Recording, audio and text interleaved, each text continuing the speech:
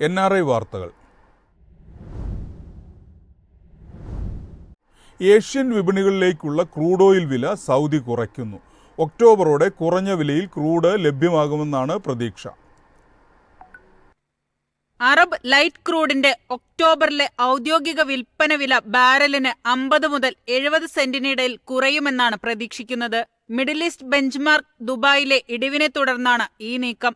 മന്ദഗതിയിലുള്ള ഉൽപാദന പ്രോപ്പർട്ടി മേഖലകൾ ഇന്ധന ആവശ്യകതയെ ചൂഷണം ചെയ്യുന്ന ചൈനയിൽ വിലക്കുറവ് ദുർബലമായ റിഫൈനിംഗ് മാർജിനുകളെ പ്രതിഫലിപ്പിക്കും. ഒപെക് പ്ലസ് രാജ്യങ്ങളുടെ വിതരണം ഒക്ടോബർ മുതൽ ഉയരുമെന്നാണ് കണക്കാക്കുന്നത്. ഗ്രൂപ്പിലെ 8 അംഗങ്ങൾ അടുത്ത മാസം പ്രതിദിനം 1,80,000 ബാരൽ ഉൽപാദനം വർദ്ധിപ്പിക്കാൻ തീരുമാനിച്ചിട്ടുണ്ട്. എണ്ണഭീമനായ സൗദി ആരാംകോ ഉപഭോക്താക്കളിൽ നിന്നുള്ള ശുപാർശകളുടെ അടിസ്ഥാനത്തിലാണ് ക്രൂഡ് വില നിശ്ചയിക്കുന്നത്. News desk MyFin TV. UAE-യിൽ പൊതുമാപ്പ് ആരംഭിച്ചു. ഇന്ത്യക്കാർ ഈ അവസരം പ്രയോജനപ്പെടുത്തണമെന്ന് ദുബായിലെ ഇന്ത്യൻ കോൺസുലേറ്റ്. UAE-യിൽ അനധികൃതമായി താമസിക്കുന്ന വ്യക്തികൾക്ക് അവരുടെ റെസിഡൻസി സ്റ്റാറ്റസ് ക്രമപ്പെടുത്താനോ പിഴകളില്ലാതെ രാജ്യം വിട്ടുപോകാനോ അവസരം നൽകും. ഇന്ത്യയിലേക്ക് മടങ്ങാൻ ആഗ്രഹിക്കുന്ന അപേക്ഷകർക്ക് എമർജൻസി സർട്ടിഫിക്കറ്റിന് അപേക്ഷിക്കാമെന്ന് കോൺസുലേറ്റ് അറിയിച്ചു.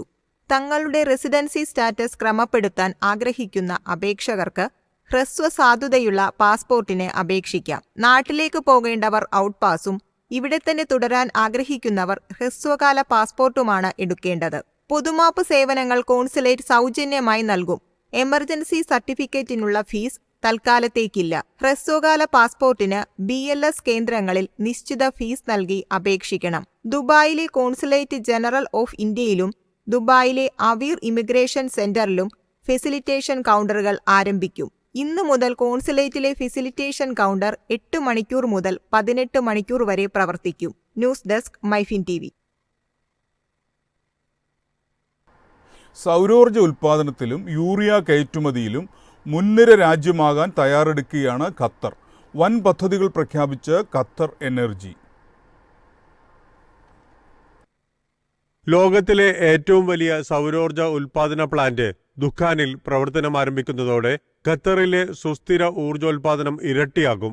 കാർബൺ മലിനീകരണമില്ലാത്ത സുസ്ഥിര ഊർജ്ജ സ്രോതസ്സുകളെ പരമാവധി പ്രയോജനപ്പെടുത്തുക എന്ന നയത്തിന്റെ ഭാഗമായാണ് പുതിയ സോളാർ പദ്ധതി.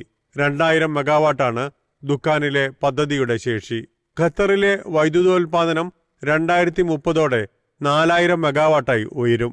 മിസായിദ് വ്യവസായ മേഖലയിലാണ് രാസവളമായ യൂറിയയുടെ നിർമ്മാണ കേന്ദ്രം. നിലവിൽ 60 ലക്ഷം ടണ്ണാണ് ഖത്തറിന്റെ പ്രതിവർഷ യൂറിയ ഉൽപാദനം. 2030ഓടെ ഇത് 12.4 ദശലക്ഷം ടൺ ഉയർത്തുകയാണ് ലക്ഷ്യം. News desk MyFin TV. കുവൈറ്റിൽ വാഹന കൈമാറ്റത്തിന് സഹേൽ ആപ്പ് നിലവിൽ വന്നു. വാഹന കൈമാറ്റവുമായി ബന്ധപ്പെട്ട തട്ടിപ്പുകൾ തടയാനാണ് നടപടി. 24 മണിക്കൂറും സേവനം ലഭ്യമാക്കുന്നതാണ് പുതിയ സംവിധാനം. വാഹനം കൈമാറ്റം ചെയ്യാൻ ആഗ്രഹിക്കുന്നയാൾ ആപ്പിലെ ട്രാഫിക് വകുപ്പിന്റെ സർവീസസ് വിഭാഗത്തിൽ വാഹന നമ്പർ നൽകി അപേക്ഷ സമർപ്പിക്കണം. വാഹനം വാങ്ങുന്നയാളുടെ സിവിൽ ID നൽകിയാൽ മന്ത്രാലയത്തിന്റെ അറിയിപ്പ് വാങ്ങുന്നയാൾക്ക് ലഭിക്കും. ഇൻഷുറൻസ്, ഫീസ് അടയ്ക്കൽ, വിൽപ്പനക്കാരൻ വാഹനത്തിന്റെ വില ലഭിച്ചുവെന്ന തെളിവ് സമർപ്പിക്കൽ എന്നീ നടപടിക്രമങ്ങൾ ഇതിനുശേഷം പൂർത്തിയാക്കണം. കുവൈറ്റ് മൊബൈൽ ID വഴി ഇത് അംഗീകരിക്കണം. ഇതിനുശേഷം വാഹന ലൈസൻസ് ഡൗൺലോഡ് ചെയ്യാം. പുതിയ വാഹന രജിസ്ട്രേഷൻ ഡിജിറ്റൽ വാലറ്റിലേക്ക് ഡൗൺലോഡ് ചെയ്യുന്നതോടെ നടപടികൾ പൂർത്തിയാകും. News desk MyFin TV.